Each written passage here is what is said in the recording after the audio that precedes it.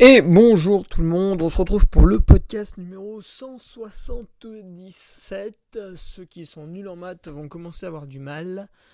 Comment gérer la nutrition au quotidien sur un gros bloc d'entraînement? Une question qui nous est proposée par Loïc Bourdon,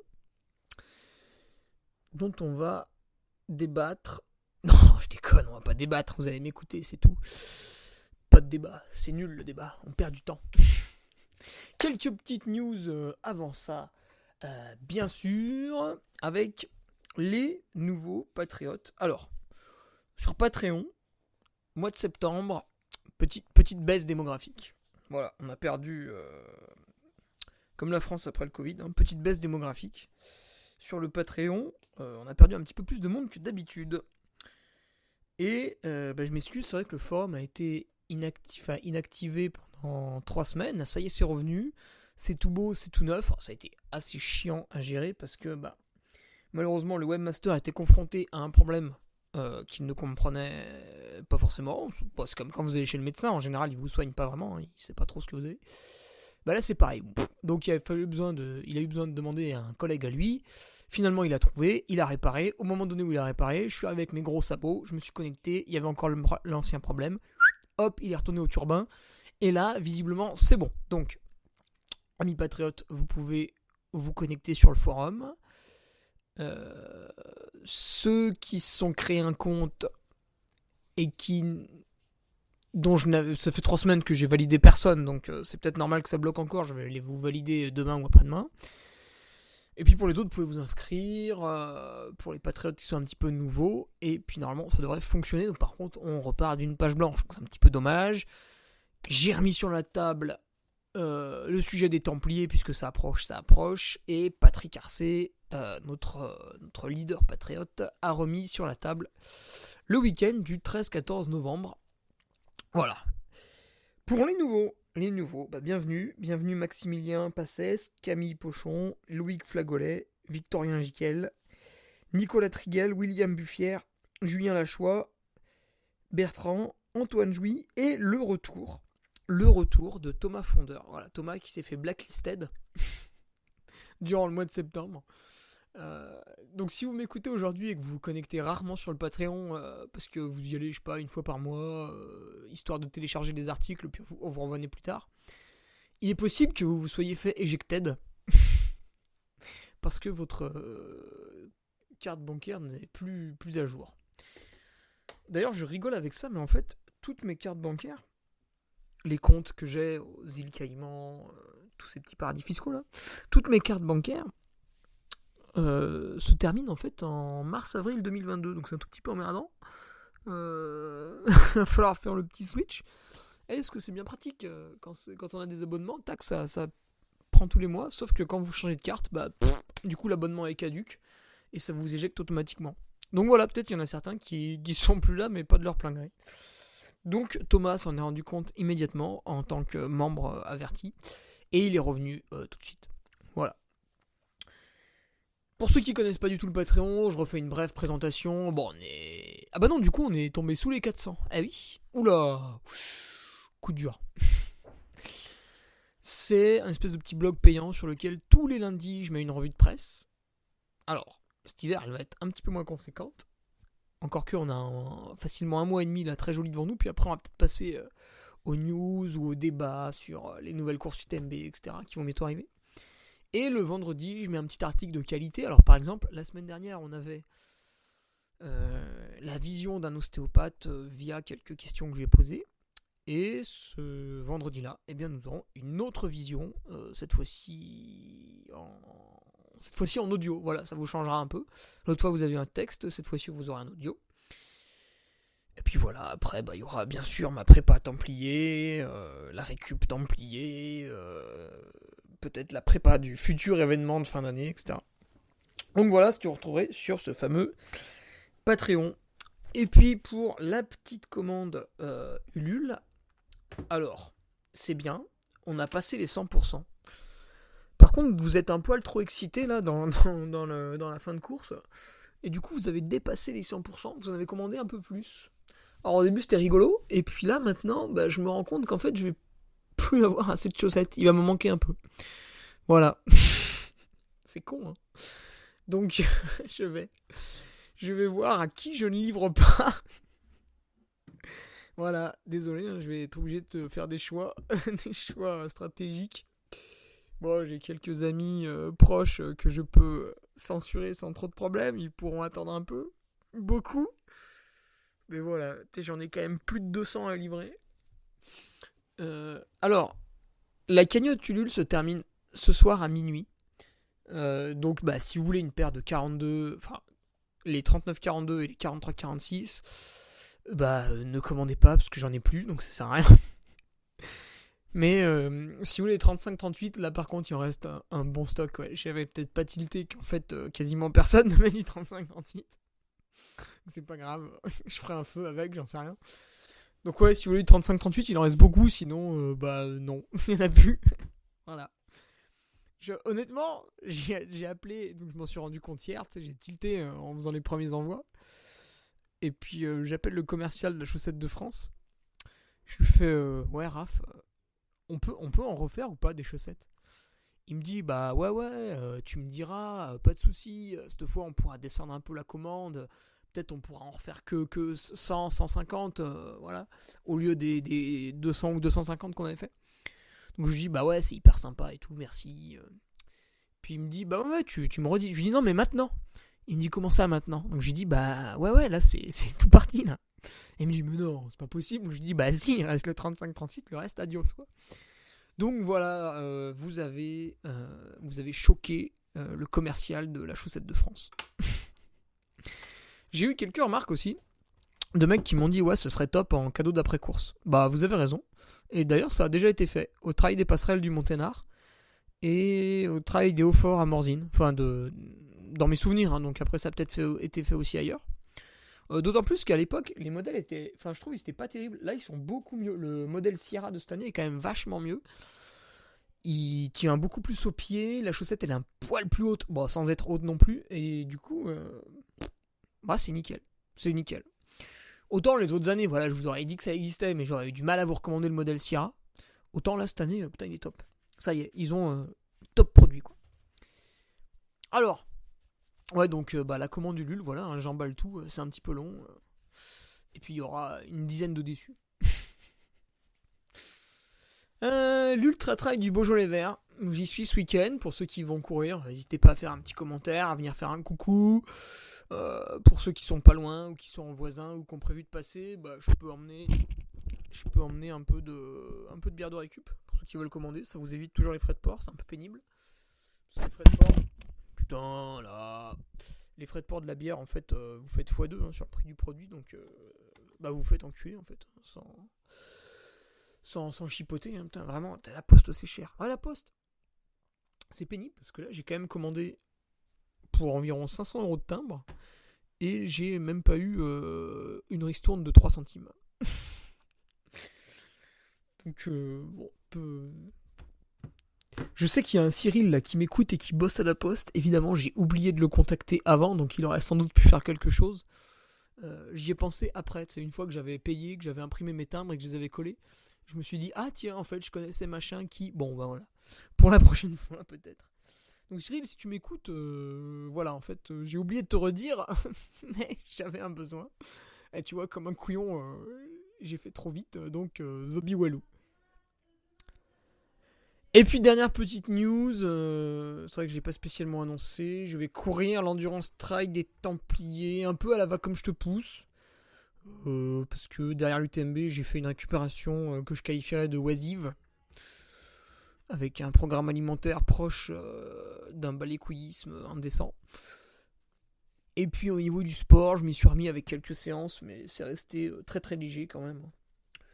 Donc voilà, je mise tout sur un regain de forme plutôt que se fatiguer pour reperformer. On verra ce que ça donne, j'y vais un petit peu comme ça. Évidemment, je resterai tout le week-end puisque le dimanche, je vais normalement faire les ravitaux de mon ami Nicolas Martin, l'intendant du Trièves, qui va peut-être tenter de gagner pour la première fois.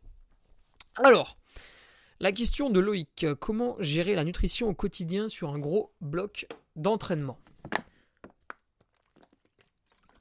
Déjà, on va définir la notion de gros bloc d'entraînement. Donc c'est un truc qui va durer...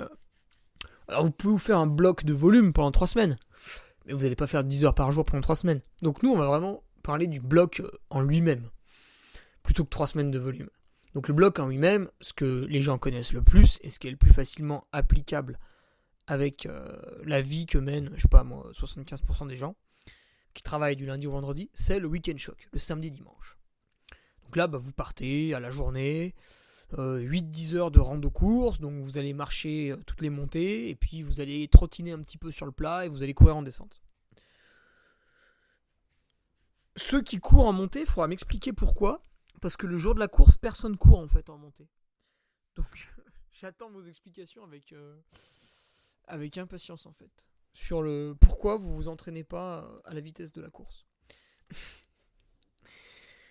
Week-end choc, voilà, 8-10 heures dans la journée. Bon, on peut faire un peu moins, hein, si on fait 6 heures, c'est comme si on faisait 8 heures, pas une grande différence. Après, c'est bien quand même, de temps en temps, d'aller taper 10 heures dans la journée, pour voir un peu ce que c'est, plutôt que de découvrir à chaque fois l'ultra. Donc, en gros, vous êtes dehors toute la journée. Vous avez pris un petit déj, et après, vous êtes dehors, vous vous démerdez, et vous remangez uniquement le soir. Voilà, Loïc nous parle de 2-3 jours de suite. 3 jours, je vois pas trop. Moi, j'ai souvent fait des blocs de 2 jours. Un exemple dont je me souviens bien, enfin 2 exemples. Allez, 2 exemples. 3 exemples. On a du temps. Premier exemple, c'est pour préparer le Grand Raid de la Réunion. Donc j'avais fait évidemment du volume dans tous les sens. Et le dernier gros bloc vraiment dur à passer, c'était un mercredi. Mercredi, 8 heures rando course. Donc là, il pleuvait, c'était affreux, l'horreur. Le soir, je ressors 3h30 de temps, de 22h30 à 2h du matin. Rando course. Donc je dors pas. Enfin, je me couche à 2h30 et je me relève à 7h, donc je dors 4h, on va dire, le temps de déjeuner. Et je repars pour 7-8 heures de rando course le jeudi. Et là, je finis explosé parce que non seulement je me suis entraîné avec des trucs longs, mais en plus j'ai complètement niqué le sommeil. Mais en fait, au final, on avait simulé l'ultra sur un peu moins de 48 heures. Donc ça, c'était mon petit week-end choc, parce qu'après le week-end, je travaille, donc le mercredi, jeudi, j'avais fait ça. Ça, c'est le premier exemple. Après, sur 2 jours, j'avais fait aussi une fois... Laisse-moi retrouver... c'était un hiver.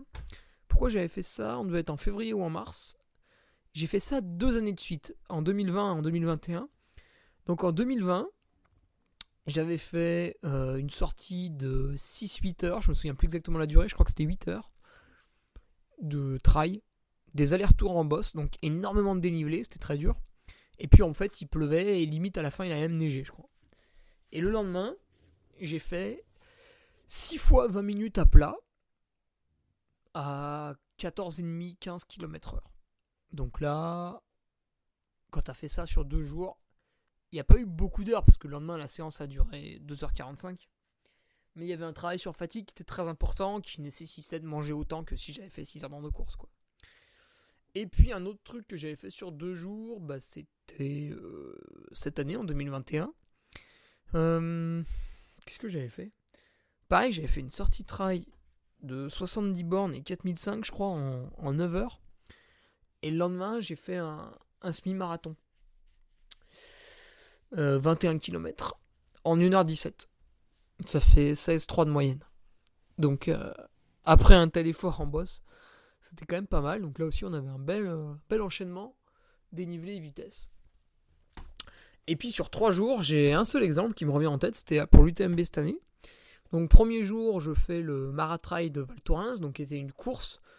Évidemment, j'avais déjà largement attaqué la prépa UTMB avant, donc le jour de la course, j'étais un peu diesel, donc je suis pas allé très très vite. Le lendemain de ce Maratrail, j'ai fait 225 km de vélo avec 5800 mètres de dénivelé positif et négatif. Donc ça représentait quasiment 11 heures de vélo. Et le surlendemain, donc le 3e jour, je suis parti à 18 heures. Ce qui m'a fait en fait quasiment une journée de repos entre les deux. Mais bon, je suis parti à 18 heures et j'ai fini à 2 heures du mat. J'ai fait 8 heures de rando course. Et là, en plus, comme un connard, je suis allé dans un pierrier, donc c'était un peu long. Mais quand même 50 bornes. Voilà. Donc, vous voyez que sur 2 jours, on a quand même déjà de quoi faire énormément. Et sur 3 jours, en fait, on fait pas forcément plus, mais on va chercher un peu plus loin dans la fatigue. Ça peut être un peu dangereux, je recommanderais plutôt sur 2 jours. Bref. Voilà, vous avez votre gros bloc d'entraînement qui est défini. Et maintenant, c'est un peu la question de Loïc. On se dit merde, mais je bouffe quand? Bah oui, parce que regardez une journée normale.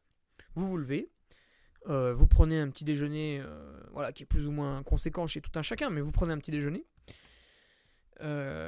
Ensuite, à midi, vous avez votre repas de midi. Voilà.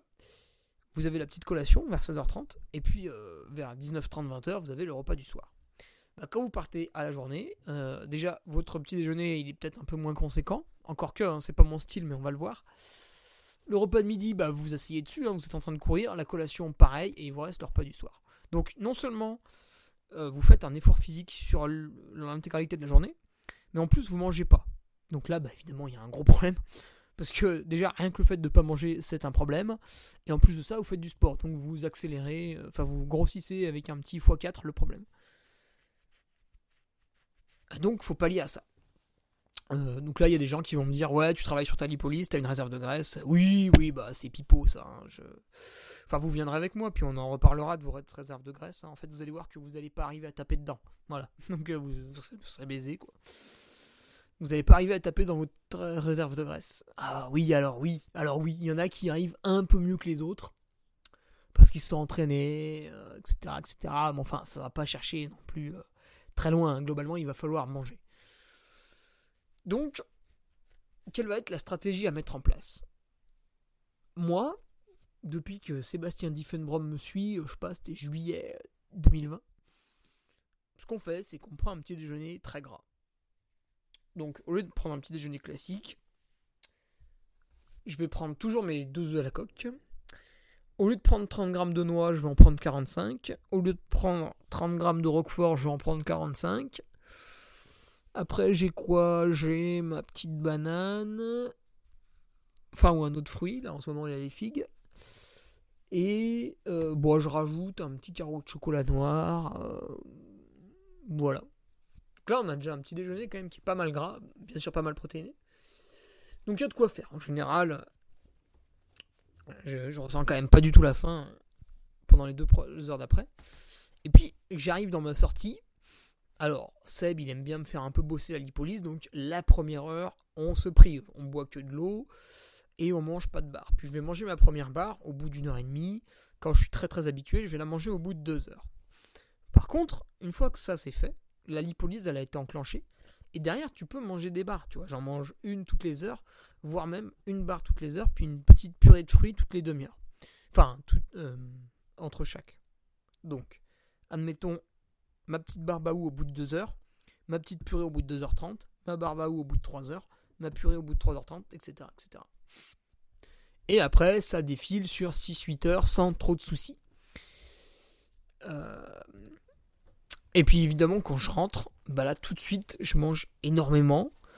Donc ça va être une portion de riz de 120 grammes pesée crue, une source de protéines animales, parce qu'à ce moment-là de la journée, encore qu'on va être un peu le soir, mais bon, il n'y a plus trop le choix, ça va être quand même mieux, c'est quand même tout de suite plus assimilable que les végétaux. Après, vous tomberez toujours sur un menteur qui vous dit l'inverse. Et je mets très peu de graisse sur ce repas-là, assez peu de légumes pour vraiment assimiler les glucides et les protéines. Et par contre, je vais faire un deuxième repas plus petit, où là, ça va être par exemple une soupe ou une poêlée de légumes avec un peu d'huile d'olive dedans. Et puis voilà, donc ça fait 2 repas un peu bizarres le soir. Parce que si je mange tout d'un coup, ça va pas passer. Ça, c'est ma manière de faire. Après, vous pouvez faire différemment. Vous pouvez, par exemple, couper votre sortie en 2 avec au milieu une sorte de mini-repas, un petit bowl, tu vois, on voit souvent dans les sushis emportés ou des trucs comme ça, le bowl, dans les trucs vietnamiens ou le bowl, ouais, le bone, non, je sais plus, une espèce de grand bol de riz avec des bouts d'avocat, avec un bout de poisson, crevettes, quelques petits pois, des trucs comme ça. Bon, pour faire ça, souvent il va falloir que vous traciez 2 boucles autour de chez vous. Donc vous faites une boucle, tac, ou alors si vous prenez la voiture pour aller courir, bon c'est pas très bien, mais ça nous arrive tous de le faire une ou deux fois dans l'année. Bah, à la voiture, vous laissez votre petit tupperware, vous faites une première boucle, vous mangez votre tupperware, et 20 minutes après, vous repartez pour la deuxième boucle.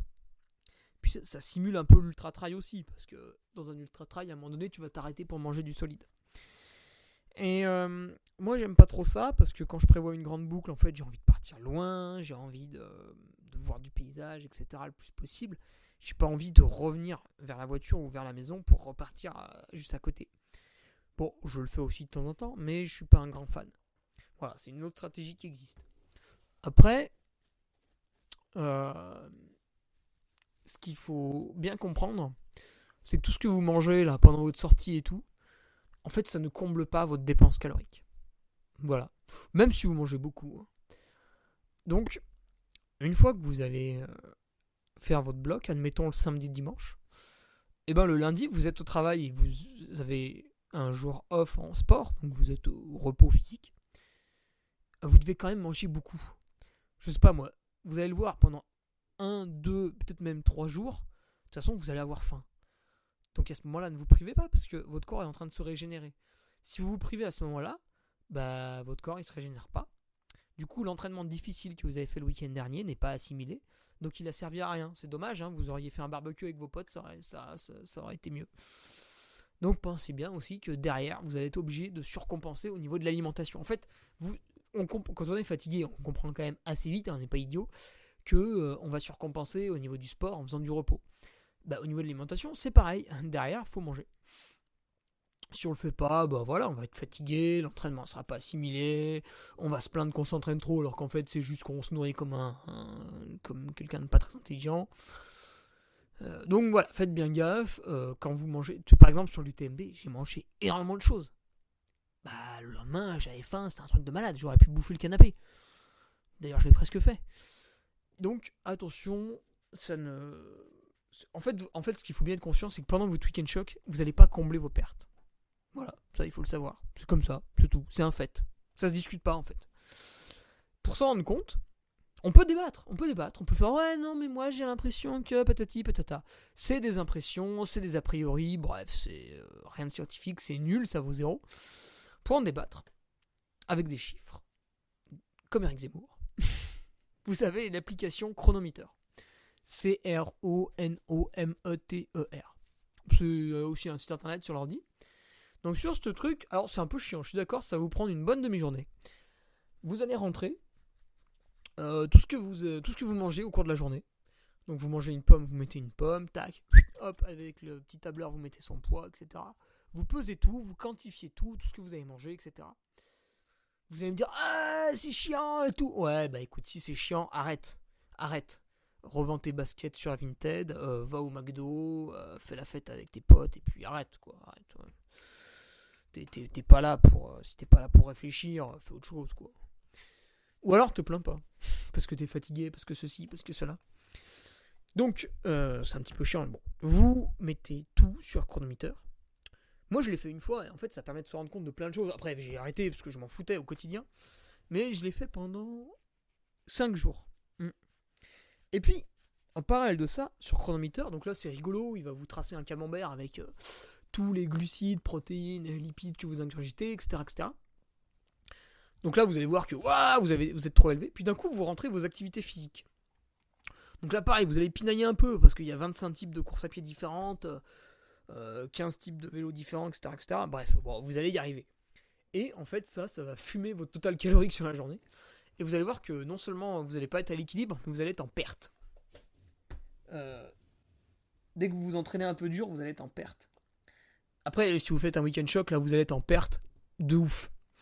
Et encore, moi j'avais fait ça en hiver l'an dernier. Donc le truc, prenez pas trop en compte le fait que je fasse mon sport dans le froid. Ce qui, à mon avis, augmentait quand même les pertes parce que j'avais vraiment faim. Donc, voilà, est-ce qu'il surestime, est-ce qu'il sous-estime, je ne sais pas. Après, vu qu'il ne prend pas en compte le fait qu'on fasse du sport en extérieur avec les différentes conditions météo, on peut penser que Même s'il il donne l'impression de surestimer, en fait, ça sous-estime. Donc bon, vous prenez pas trop la tête. Il y a une incertitude, je suis d'accord. Mais vous allez voir que dès que vous faites des très gros entraînements, en fait, vous avez beau manger beaucoup sur la journée, vous n'êtes pas, vous n'avez pas comblé les pertes. Ou alors vous vous êtes entraîné, vous aviez mal au ventre, c'est pas possible. Mais moi pourtant, j'avais fait des beaux repas. Franchement, c'était des belles assiettes devant moi. Ça comblait pas les pertes. Donc, j'avais bien vu. J'avais fait 3 jours d'entraînement. Oh, c'était pas 3 jours de bloc, C'était 3 jours d'entraînement un peu réguliers, du style 2 heures de ski de fond le matin, 1h30 de course à pied l'après-midi, un petit peu de gainage le soir, etc. pendant 3 jours. Donc c'était assez... Voilà, il y avait bien 5 heures par jour. Et tous les jours, j'avais beau manger beaucoup, il y avait une dette, je sais plus ce que c'était. Il y avait une dette entre 500 et 1000 kilocalories par jour. Et je me souviens, les 2 jours qu'on suivit, donc là, Seb, ce qu'il m'avait dit, il m'avait dit, écoute Hugo, essaye de manger à ta faim de manière raisonnable pendant les 2 jours. Tu te frustres pas, mais tu te gaves pas non plus, tu essayes d'écouter ta faim et de manger de manière raisonnable. C'est ce que j'avais fait. Et après, j'avais tout noté sur une feuille, et à la fin, pour pas que je sois biaisé, c'est après les 2 jours que j'ai rentré les données sur Chronometer. Et à ce moment-là, qu'est-ce que j'ai vu ? C'est qu'en fait, les 2 jours de repos, j'avais mangé quasiment pareil que les 3 jours où je m'entraînais. Et qu'est-ce qui s'était passé sur le bilan des 5 jours ? J'étais pareil. Aux incertitudes près, j'étais, on peut le dire, à l'équilibre. Donc voilà, c'est assez intéressant. Ça montrait que... Bon, moi, ça me l'a jamais fait, parce que quand j'ai faim, je mange, je me prive pas spécialement. Mais il y en a beaucoup, en fait, quand ils font pas de sport sur la journée, ils mangent pas. Enfin, ou peu, ou pas, ou juste des légumes, ou voilà. Ils mangent pas de glucides. Alors, on peut le faire de temps en temps, mais c'est pas le but juste après l'entraînement. Du coup, voilà, ça peut aider. Ça peut aider. Voilà, celui qui est un peu passionné, qui peut se prendre un peu de temps par-ci par-là. Je pense à ceux qui ont un emploi de bureau sur les ordinateurs. Là, vous avez largement le temps de passer une demi-journée sur Chronometer. Je le sais, j'ai travaillé en bureau d'études, venez pas me la faire. Mais voilà, vous pouvez vous arranger, trouver un peu de temps et mettre tout sur Chronometer. Quand vous mangez, vous notez sur un petit bloc-notes à côté. Voilà, vous pesez. Vous allez vite voir qu'en fait, une fois qu'on a pesé pendant 2-3 jours, après on comprend un peu ce que c'est les quantités. On voit par rapport à la main, par rapport à la cuillère à soupe, etc. Donc voilà, voilà mon petit Loïc Bourdon, mes stratégies pour essayer de limiter l'impact du manque de calories sur les grosses journées d'entraînement.